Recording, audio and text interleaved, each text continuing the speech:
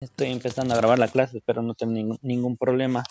Las últimas dos clases anteriores no pude subir las grabaciones, no sé por qué en presencial, así que ahora no tengo que descuidarme. Bien, la recomendación que estén con las diapositivas a mano, de todas formas yo las voy a proyectar acá en mi celular, en la pantalla.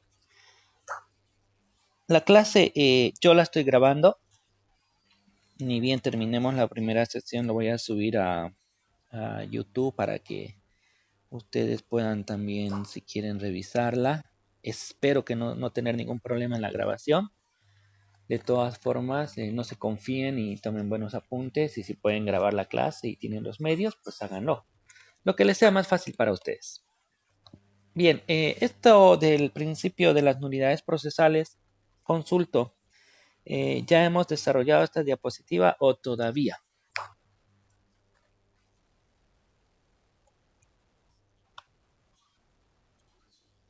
Publicidad, pero sí desarrollamos. Ya, dígame. Bueno. No, aquí tengo, si usted ve mi pantalla, ahí hay un segundero. ¿La ve ahí? La estoy grabando. Bien, entonces nos tocaría ver sobre el principio de instrumentalidad o finalismo. Este principio, si ustedes lo buscan en el artículo 1 del Código Procesal Civil, pues no lo van a encontrar. ¿Y por qué no lo van a encontrar? Porque este principio no está ahí taxativamente señalado, no está positivado, no está descrito, transcrito en el código. Eso no significa que el principio no exista, ya les he comentado yo en una anterior clase que los principios se encuentran también bajo un sistema de números apertos, ¿no? Eso quiere decir que principios no solamente son los que están en el código señalados, sino que la ley y la norma reconocen como principios a todo otro tipo de principios que puedan estar en la doctrina o que sean producto de la creación de la jurisprudencia. Este principio, si bien no está ahora en el artículo 1, siempre ha formado parte del Código Procesal Civil, incluso del antiguo Código de Procedimiento Civil.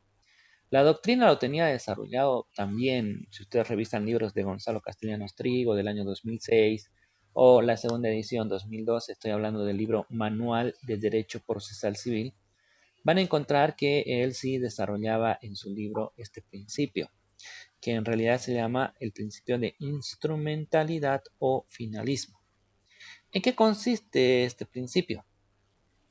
Bueno, eh, no está como principio, pero si ustedes leen con atención el Código Procesal Civil del artículo 105 al artículo 109, van a encontrar que ahí está el principio desarrollado a cabalidad, solamente que ahí dice el régimen de las nulidades procesales. El tema de las nulidades procesales lo vamos a ver más adelante. Una nulidad procesal es dejar ineficaz un acto procesal por algún vicio o irregularidad que tiene este, ¿no? Entonces la premisa dice, no existe la nulidad por nulidad.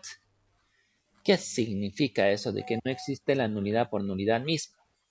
Eso quiere decir que en el proceso, por más que existan algunos actos procesales irregulares que ameriten, quién sabe, sancionar por nulidad, si no se cumplen con todos los requisitos para declarar nulo el acto, pues el acto debe validarse. Cierra el micrófono, por favor. Tenemos un eco más por ahí, ¿no? Bien, entonces les decía, el régimen de las nulidades procesales se dice que no existe la nulidad por nulidad misma, porque en realidad, por más que exista el vicio, por más que exista la irregularidad, pues el juez en ocasiones no va a sancionar con nulidad el acto procesal. ¿Y por qué lo hace eso?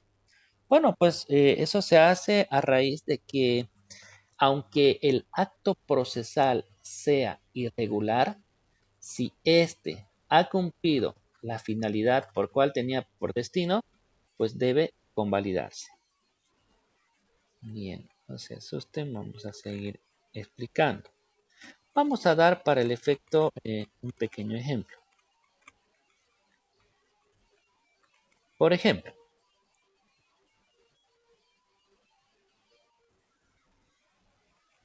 les decía, por ejemplo, es día y hora de la audiencia. Vamos a admitir aquí muchachos que están atrasados. Bien. Hoy es día y hora de la audiencia. ¿Qué quiere decir eso? Que el juez está ahí ya en su escritorio, está el secretario, están también las partes presentes, los abogados presentes, y por supuesto hay una de las partes que está ahí presto a querer suspender la audiencia. ¿Con qué finalidad quiere hacer esto? Helen, por favor, si puede silenciar su micrófono.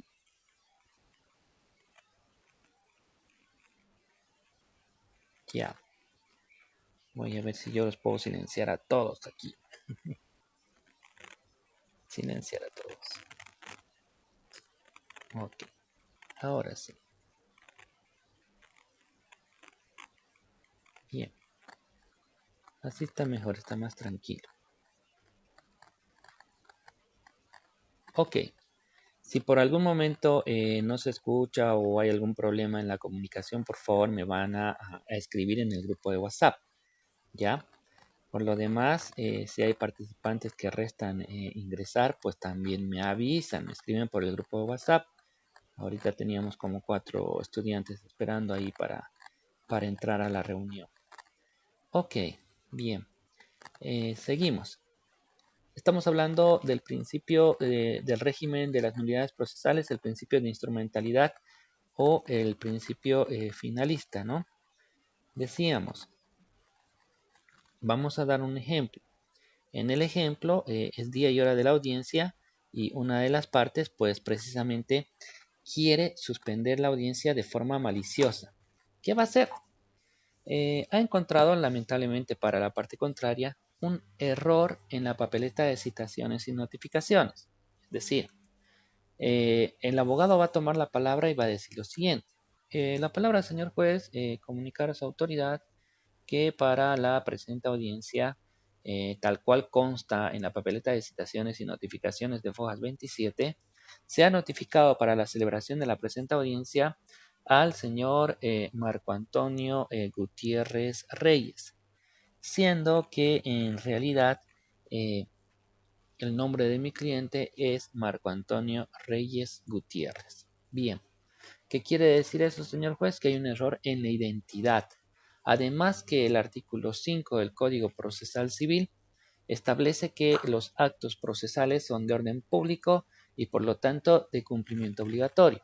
Y como existe este error, este acto irregular, solicito a su autoridad que anule obrados hasta Fojas 27, debiendo por ende suspender la presente audiencia y asimismo, eh, además de suspender la audiencia, pues fijar nuevo día y hora de audiencia para una próxima oportunidad, ¿no?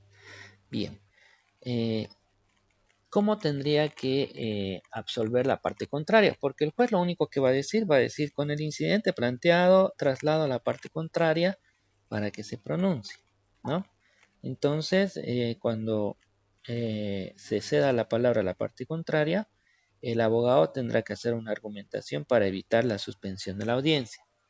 ¿Cómo va a argumentar? Utilizando este principio, ¿no? Efectivamente, la parte contraria lo que está buscando es aprovecharse de ese vicio que ha habido, ¿no es cierto? Esa irregularidad en la papeleta de citaciones y notificaciones, ya que efectivamente han sido invertidos los apellidos de la parte del cliente, ¿no es cierto? Y se están agarrando de eso algo extremadamente ritualista o formalista, muy tecnicista, para lograr la suspensión de la presente audiencia. Bueno, ¿qué vamos a hacer? Como abogados de la parte contraria, pues haremos el uso de la palabra y diremos algo más o menos así, ¿no? Gracias, señor juez. Comentarle a su autoridad que sí, efectivamente a Fojas 27 existe un error en la notificación, en la papeleta de citaciones y notificaciones cometido por el oficial de diligencias, ya que efectivamente pues los nombres de la parte contraria están invertidos en los apellidos. Asimismo, señor juez, no es menos cierto que la persona está presente en la audiencia. ¿Qué quiere decir eso? Que de acuerdo a lo que establece el principio del régimen de las nulidades, el mismo señala que si el acto es irregular, si éste ha cumplido la finalidad por cual tenía destino, pues éste tiene que convalidarse. ¿Qué quiere decir eso? Que esa papeleta de citaciones y notificaciones tenía por objetivo decirle a la parte contraria que el día de hoy tenía audiencia en este juzgado a esta hora. Y la podemos ver, pues está presente acá en la sala de audiencia, por lo tanto, aunque irregular el acto ha cumplido por su finalidad. Por lo tanto, señor juez, solicito a su autoridad que rechace el incidente de nulidad,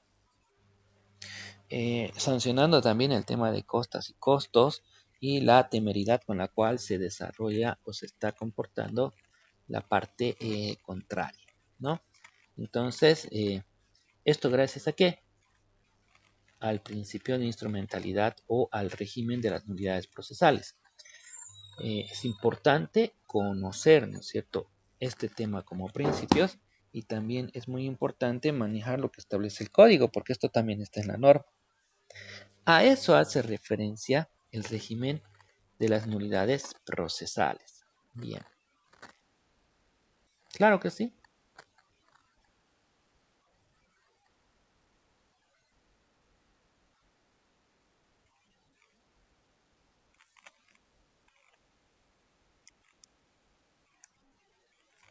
Bueno, es que esto también pasa pues por la forma en que la autoridad jurisdiccional maneja el proceso.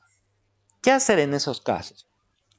Su compañero plantea, por si acaso todos pueden intervenir, es más cuestión de mover la pantalla, habilitar el micrófono y hablan. Aunque yo los haya silenciado, habilitan para hablar y les escucho. De ahí lo cierran otra vez, por favor.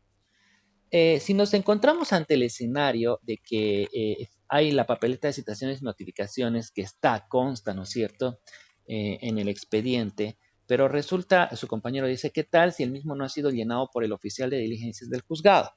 ¿No? O por último, si es una falsificación o algo así. Esto es claro. Si esto acarrea algún perjuicio, la parte perjudicada es la que tiene la responsabilidad de plantear el incidente de nulidad, ¿no? Ahora, el juez también de oficio puede subsanar todo esto. Si era para avisarles que tenían audiencia a esa hora y ese día y están ahí presentes, yo, juez, si me percato de la falsificación o de la falta de la firma del oficial de diligencias, lo que hago pues es en el acto convocar al oficial para que ponga la firma en el documento, o si el documento no existe, si es falso, llamo pues a mi auxiliar o por secretaría, los notifico en el acto, y si no hay ninguna observación por alguna de las partes, pues desarrollo la audiencia. Hay un tema. Para plantear estas nulidades, estos incidentes de nulidad, si nosotros analizamos el código, hay tiempos y hay momentos para hacerlo. A ver si alguien me colabora, por favor, con la lectura del artículo 107, parágrafo segundo. ¿Alguien está con código? A ver, revisen por favor el 107, parágrafo segundo. Yo voy a ver si no tenemos personas en espera. Sí, por favor.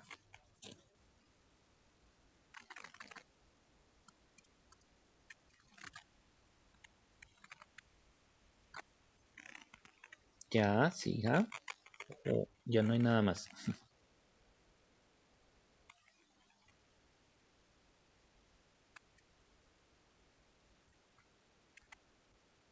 Bien.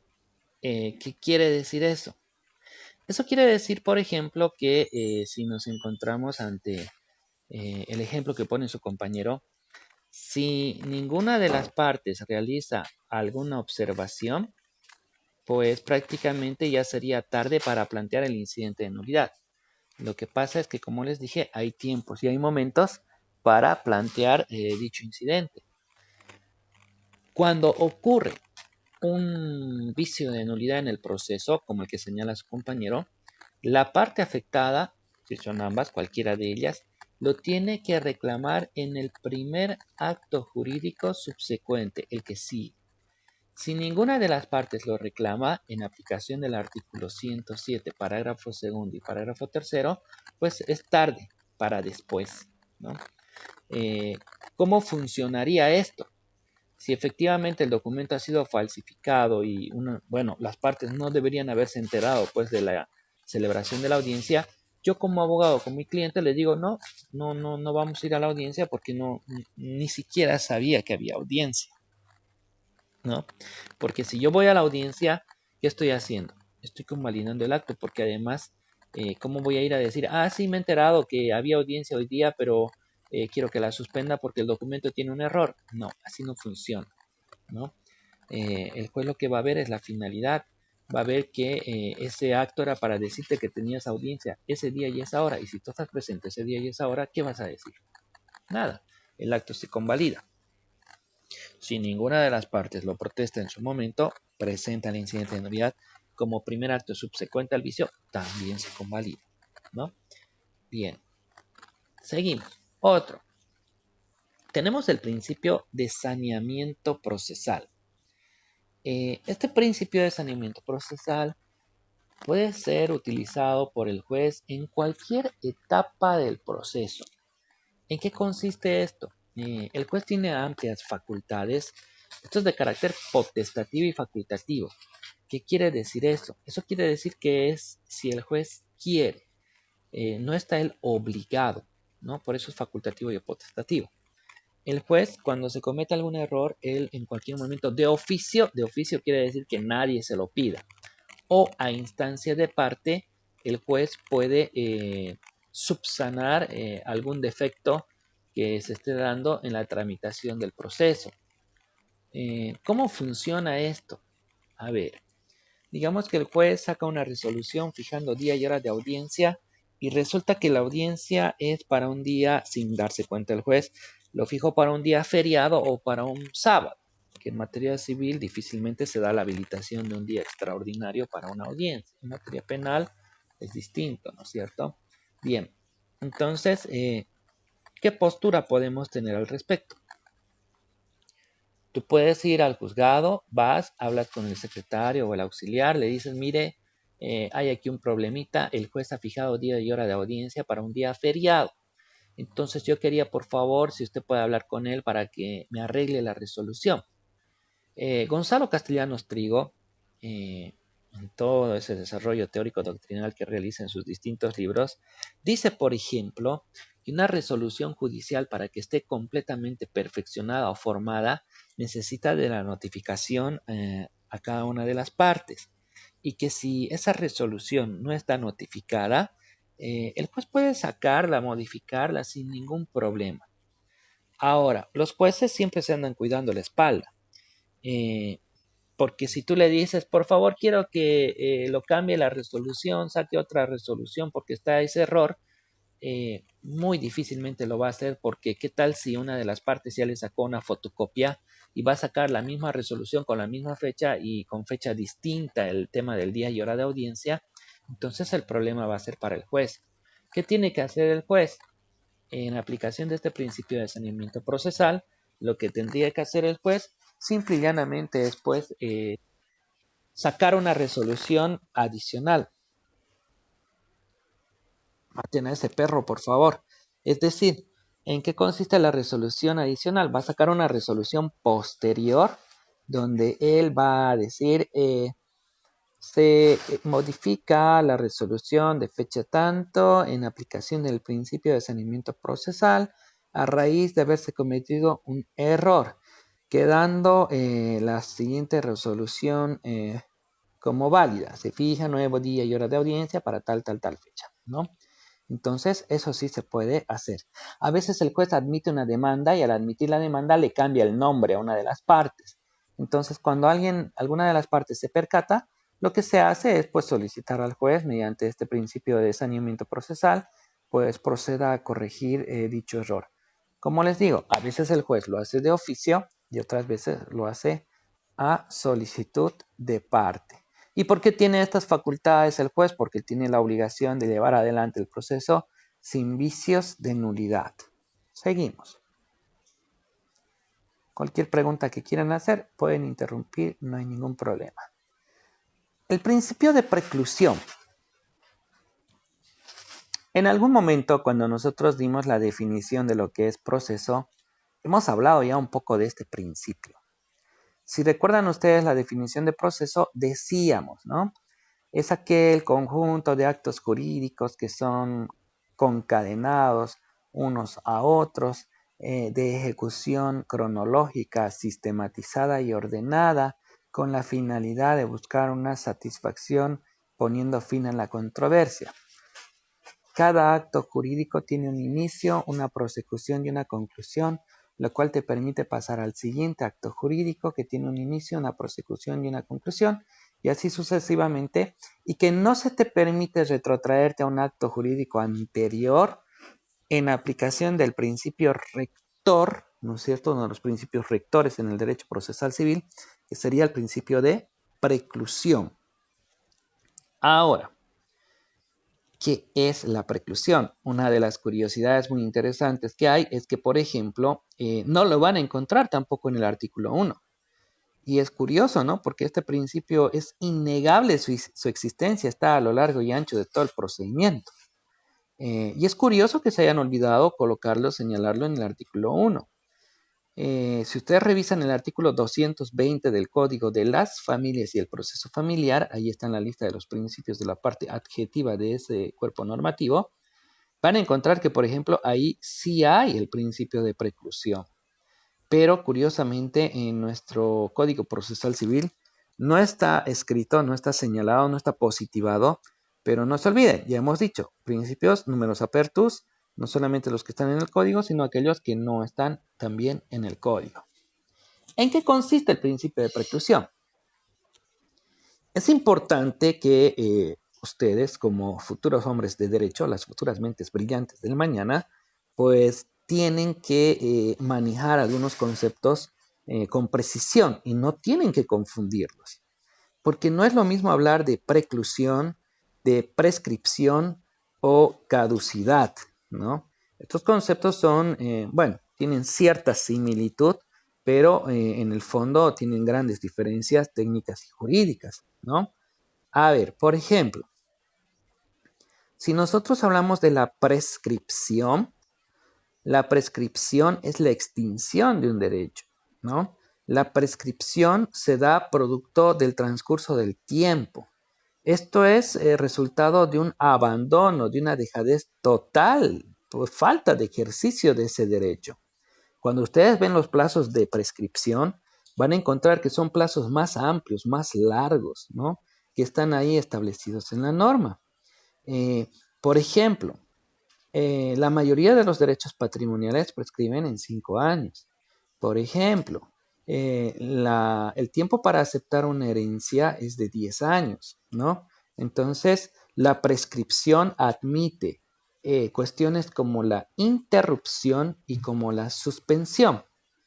La caducidad es distinta. En la caducidad también estamos hablando de la extinción de un derecho, pero en este caso es una extinción producto del descuido, es una extinción producto de la negligencia que ha tenido la parte de no haber ejercitado su derecho dentro del plazo fatal establecido.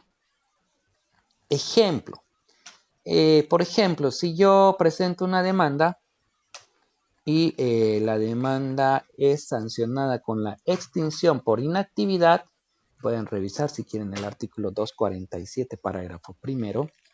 Si es desestimada la demanda mediante una resolución de extinción por inactividad, yo tengo 6 meses, de acuerdo al artículo 249, para volverla a presentar.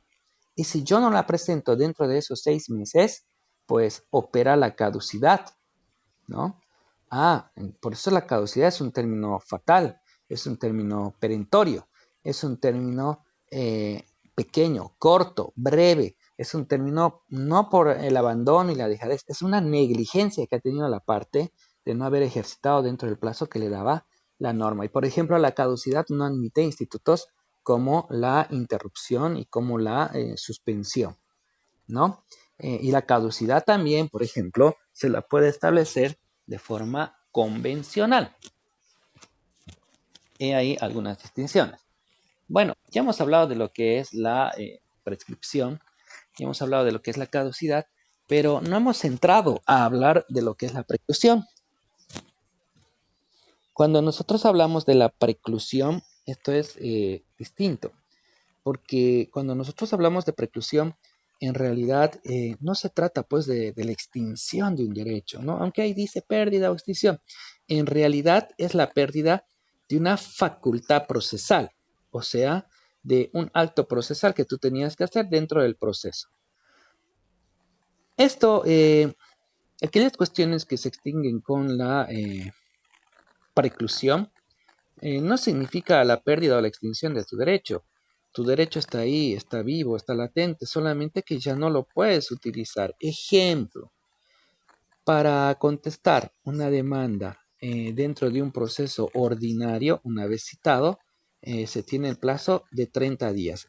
Estamos empezando a desarrollar los tres casos de preclusión. ¿Cuándo hay preclusión? Número 1. Leo y luego explico. No haberse observado el orden señalado por la ley para su ejercicio, como los plazos perentorios o la sucesión legal de actividades o de las excepciones. Bien, ¿qué quiere decir eso? Quiere decir que yo en un proceso ordinario tengo un plazo de 30 días para contestar. Si yo no contesto en 30 días, pues mi derecho ha precluido. Al darse el fenómeno de la preclusión, eso quiere decir, y eso significa que ya es tarde para que yo realice el acto. Puedo hacerlo, puedo presentarlo. El juez, es más, va a correr en traslado a la otra parte. Y la otra parte dirá que sea rechazada, que no se tome en cuenta, toda vez que el acto jurídico procesal ha sido realizado de forma extemporánea, ¿no? Otro ejemplo, sale la sentencia notificada a las partes en un proceso ordinario, tenemos 10 días para apelar. Si yo presento mi apelación el día 11, pues tarde, ya mi derecho ha precluido porque he ejercitado el acto procesal de forma extemporánea, fuera de tiempo. 2. ¿Cuándo más hay preclusión? Dice, haberse realizado una actividad incompatible con el ejercicio de la facultad, como la proposición de una excepción incompatible con otra, o el cumplimiento de un acto incompatible con la intención de impugnar una sentencia. Bueno, lo vamos a traducir en español. Aquí estamos hablando de la ejecución o la realización de un acto jurídico procesal que es incompatible con el anterior. ¿Qué significa eso? Estas tonterías que estamos viendo son muy importantes para el ejercicio profesional, porque ustedes el día de mañana como abogados tienen que valerse de todos estos elementos que nos da la norma y nos da la doctrina. ¿En qué consiste esto? ¿Cómo que un acto jurídico procesal incompatible con el anterior? Lo vamos a hacer con un ejemplo muy sencillo para no estar confundiendo en otros lados. El juez saca una sentencia. Cuando el juez saca la sentencia, sí tenemos 10 días para impugnar. Se supone que la sentencia se impugna con un recurso de apelación. Entonces yo dentro de los 10 días planteo mi recurso de casación. Si yo planteo el recurso de casación, entonces me estoy equivocando. ¿Qué quiere decir eso? Yo tenía que plantear un recurso de apelación y lo que he planteado es un recurso de casación. Entonces, en ese caso, como es un acto incompatible con el anterior, pues mi derecho ha precluido. Yo como abogado me he equivocado en el medio de impugnación y lo que he causado es que esa resolución que quería atacarla, pues ya adquiere firmeza. Y tú no puedes ir donde el juez y decir, perdón, señor juez, no era casación, era apelación, me he equivocado, que el principio de saneamiento procesal, nada, porque lamentablemente te has equivocado. Esto es, ustedes dirán, ay, pero ¿cómo pues un abogado se va a equivocar de esta forma? En realidad, yo les pongo ese ejemplo porque es un ejemplo sencillo y fácil que todos lo van a entender. En realidad, esto ocurre bastante cuando el juez dicta un auto interlocutorio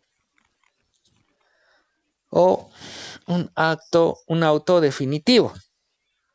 Lo que pasa es que los autos interlocutorios, eh, sí,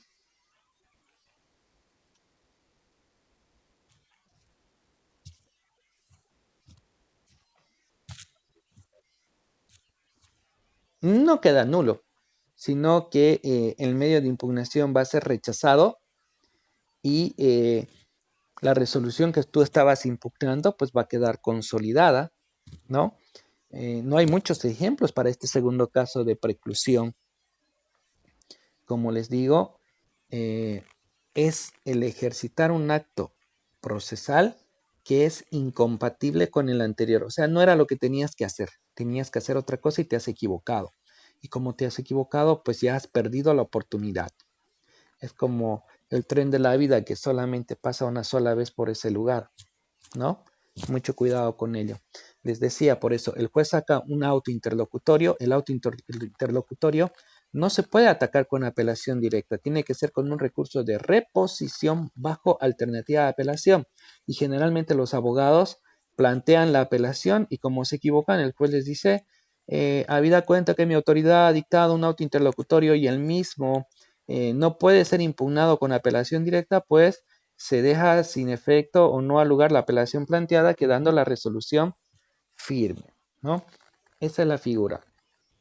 Yo algunas veces lo he intentado esto hilando finito, como quien dice, porque cuando yo planteo una demanda, la parte contraria lo que tiene que hacer, en mi criterio, es primero plantear excepciones, luego contestar. Y si le parece que puede reconvenir, pues reconvenir. Todo eso en un solo memorial, ¿no? Excepciones, contestación y reconvención. Yo he visto algunos memoriales donde primero me contestan. Entonces, como ya me está contestando, en mi criterio, él ya no podría plantear excepciones a mi demanda, ¿no? Y he algunos memoriales, pero lamentablemente los jueces poco o nada me han dado razón en ese entendido. Es que yo también ya estoy pretendiendo usar el instrumento de la preclusión de forma muy finita, ¿no? Ya estoy siendo, quién sabe, muy ritualista o muy formalista.